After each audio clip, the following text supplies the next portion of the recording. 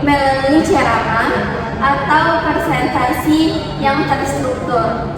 Materi strategi pembelajaran ekspositori disajikan dengan cara sistematis, dimulai dari konsep dasar hingga konsep yang lebih konsep. Yang kedua yaitu media pembelajaran. Guru dapat menggunakan berbagai macam media seperti slide pada presentasi, papan tulis, proyektor, video, dan dokumentasi praktis untuk membantu menjelaskan konsep secara visual atau auditori, sehingga membantu peserta didik untuk memahami materi dengan lebih baik. Yang ketiga yaitu struktur materi. Materi yang disajikan dalam urutan yang logis dan terstruktur. Struktur ini melibatkan pengantar materi, pengembangan pada konsep, dan penutup yang membantu peserta didik untuk mengikuti alur pemahaman materi. Yang keempat ada pertanyaan dan diskusi.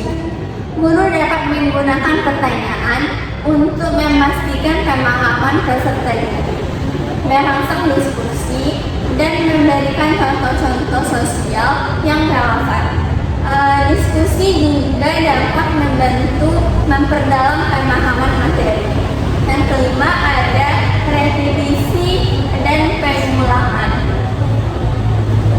Informasi penting dalam materi dapat diulang dengan berbagai cara, seperti menggambarkan ulang atau memberikan contoh yang berbeda. Pendekatan ini membantu memperkuat pemahaman peserta didik terhadap konsep.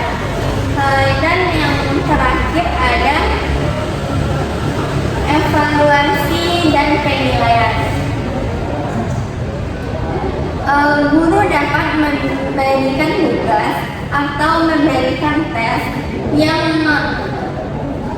difokuskan pada pemahaman konsep yang telah diajarkan. Hal ini memungkinkan peserta didik untuk menerapkan pengetahuan yang mereka peroleh dan memungkinkan guru untuk mengevaluasi pemahaman mereka. Selanjutnya,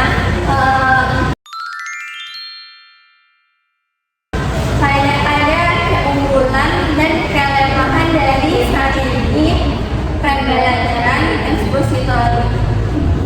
Keunggulan atau kelebihannya, yang pertama yaitu efisien. Strategi ini sangat menghambat waktu dan tenaga. Guru dapat menyampaikan materi yang banyak dan mencakup yang luas dalam satu sesi pertemuan tanpa membutuhkan waktu yang lama untuk proses pencapaian mandiri oleh siswa. Yang kedua yaitu terstruktur. Materi pembelajaran disusun secara sistematis, urut, dan rapi dari awal hingga akhir. Hal ini memudahkan siswa untuk mengikuti alur berpikir yang logis dan memahami konsep dasar secara bertahap. Yang ketiga yaitu kontrol guru. Guru memiliki kendali penuh atas situasi kelas, arah pembelajaran, dan fokus materi. Guru dapat dengan mudah menentukan bagian mana yang perlu ditekankan dan kapan harus beralih kepada topik yang selanjutnya. Nah, selanjutnya yaitu cocok untuk kelas besar. Cocok untuk kelas besar, metode ini sangat efektif digunakan. Jika jumlah siswa di dalam satu kelas sangat banyak, guru cukup menjelaskan dari depan kelas dan seluruh siswa dapat menerima informasi yang sama. pada waktu yang bersamaan juga. Dan terakhir yaitu evaluasi mudah, karena materi yang diberikan kepada seluruh siswa sifatnya beragam dan terstruktur dan juga terukur.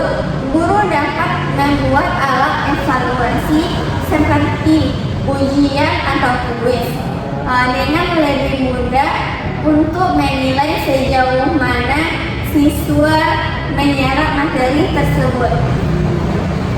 Selanjutnya yaitu kekurangan pada kelemahan strategi pembelajaran ekspositori.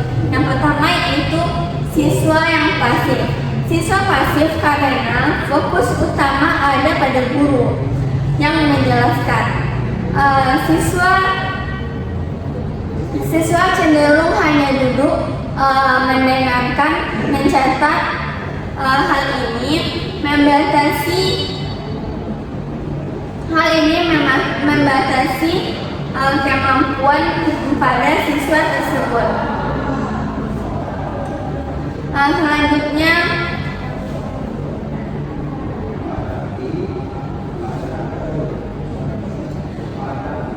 Selanjutnya yaitu kemampuan mendengar. Strategi ini sangat bergantung pada kemampuan menyimak atau mendengar pada siswa. Bagi siswa yang kesulitan dalam berkonsentrasi atau memiliki daya dengar yang kurang baik, materi ini akan sulit diserap secara optimal. Yang ketiga yaitu gaya belajar yang terbatas. Metode ini cenderung hanya memfasilitasi siswa dengan gaya belajar yang auditori atau mendengar dan sedikit visual. Melihat materi di papan atau slide presentasi. Sementara itu, siswa dengan gaya belajar kinestetik atau belajar lewat praktik atau gerakan akan merasa kesulitan. Selanjutnya, kurang kreatif. Siswa tidak banyak dilatih untuk berpikir kritis, memecahkan masalah, atau menemukan konsep secara mandiri. Mereka itu hanya menerima produk yang sudah jadi dari apa yang disampaikan oleh gurunya. Selanjutnya itu potensi kebosanan. Potensi kebosanan jika menyampaikan materi dengan metode ceramah dengan terlalu lama tanpa ada variasi atau interaksi. Suasana kelas itu akan menjadi monoton, menjadi bosan juga. Hal ini berpotensi membuat siswa menjadi lebih bosan, merasa jenuh, bahkan juga merasa tidak fokus dan membuat siswa tersebut jenuh. Mungkin hanya itu penyampaian materi dari saya. Saya tutup dengan wabillahi taufiq wal hidayah. Assalamualaikum warahmatullahi wabarakatuh.